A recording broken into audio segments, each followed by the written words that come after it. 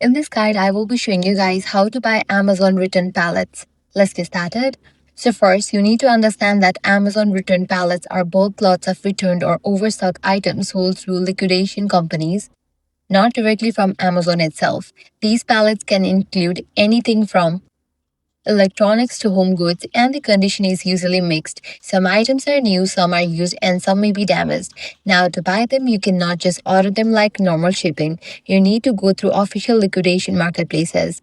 The most common platforms include Amazon Liquidation Auctions, Liquidation.com, BULQ, and other verified wholesale liquidation sites. These platforms auction pallets or sell them in bulk lots.